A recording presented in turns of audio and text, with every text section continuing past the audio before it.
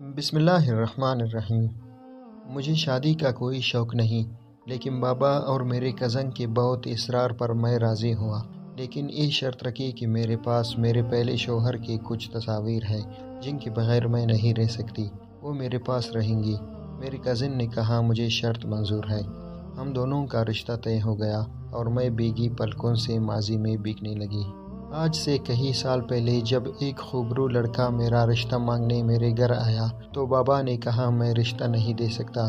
میری بیٹی اکلوتی ناز و نام میں پلی بڑھی ہے، ذات بھی ہم سے کمتر ہے اور مالی حیثیت بھی، لیکن اس نے کہا میں آپ کی بیٹی کو بے انتہا چاہتا ہوں۔ روٹی کی کمی شاید ہو جائے لیکن عزت اور محبت کی کمی کبھی نہیں ہوگی۔ بس اس کا یہی ایک جملہ تھا جس نے مجھے ڈیر کر دیا، اور یوں میرے اصرار کی وجہ سے اس شرط پر میری شادی اس کے ساتھ ہو گئی کہ میں سسرال میں کسی کام کو ہاتھ نہیں لگاؤں گی۔ بابا نے کہا 4 ماسیاں رکھ لو، تنخواہ میں دوں گا، لیکن میری بیٹی شہزادی ہے، شہزادی بن کے رہے گی۔ لیکن میرے سسرال والوں کو میرا شہزادی بننا پسند نہ آیا۔ نکاح نامے میں شرائط کے باوجود میں کام کرنے لگی، صرف اپنے ہم سفر کی خاطر کہ اس کے لیے کوئی مسئلہ نہ ہو اور اس کے گھر والے خوش رہ سکیں۔ لیکن ادھر میرا کام بڑھتا اور ادھر میرے ساس اور ننندے کی طعنے اور مار پیٹ بڑھتی گئی۔ میرا کمسن بولا شوہر میرے لیے ہر ایک سے گھر میں لڑتا رہا،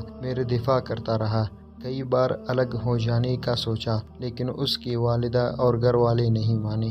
میں امیر گھر کی لڑکی، راتوں کو روتی، دن کو کام کرتی، اور مجھے ٹوٹ کر چاہنے والا میرا شوہر دن بدن ٹوٹتا گیا، اور پھر ایک دن اس نے خود کو جوڑا لیکن مجھے ہمیشہ کے لیے توڑ گیا۔ خود تو آزاد ہوا لیکن مجھے ہمیشہ کے لیے قید کر گیا۔ میری ساس، ننندے، سسرال والے بات بات پہ مجھے رلانے تڑپانے لگے اور میرا شوہر بے بسی کی آگ میں جلستا رہا۔ لیکن ایک دن ماں کے پاس آ کے کہنے لگا اماں آج تمہاری گود میں سر رکھنے کو جی چاہتا ہے، رکھ لوں؟ ماں کی گود میں اس نے ماں سے پوچھا ماں میری بیوی کو کیوں ستاتی ہیں آپ؟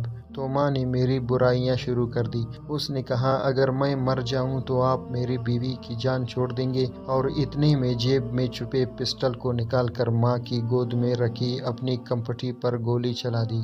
جس گود نے زندگی دی تھی میری خاطر اسی گود میں زندگی دے دی۔ اس کا یہ فیصلہ غلط تھا یا صحیح، یہ تو بات کی بات ہے، لیکن مجھے آنسوؤں سے نجات دینے کے لیے شاید اس کے پاس یہی ایک راستہ تھا۔ آج اس کو مرے ہوئے 5 سال ہو چکے ہیں، لیکن میں اس کی تصویروں کے سہارے آج بھی اس کے ساتھ ہی جی رہی ہوں۔ میں اب بھی اس کے گھر جاتی ہوں، اس کی محبت کی خوشبو کو قید کرنے، اس کی یادوں کو سمیٹنے، اور جہاں جہاں ہم ساتھ بیٹھے تھے وہاں بیٹھنے۔ ان 5 سالوں میں بابا نے دوسری شادی کے لیے انگنت اصرار کیا، بے شمار رشتے آئے، لیکن میں اس کی یادوں سے نکل نہ سکی۔ آج میری کزن اور بابا کی بے حد ناراضگی اور اصرار پر اپنے کزن سے کہہ رہی تھی مجھے شادی کا کوئی شوق نہیں، لیکن بابا اور آپ کا اصرار ہے تو ایک شرط پر راضی ہوں، اور میرے کزن نے شرط منظور کر لی۔ یہ کوئی افسانہ یا فرضی کہانی نہیں، حقیقت اور سچ ہے جس کا ایک کردار آج بھی دوسرے کردار کی تصویروں کے سہارے زندگی جی رہی ہے۔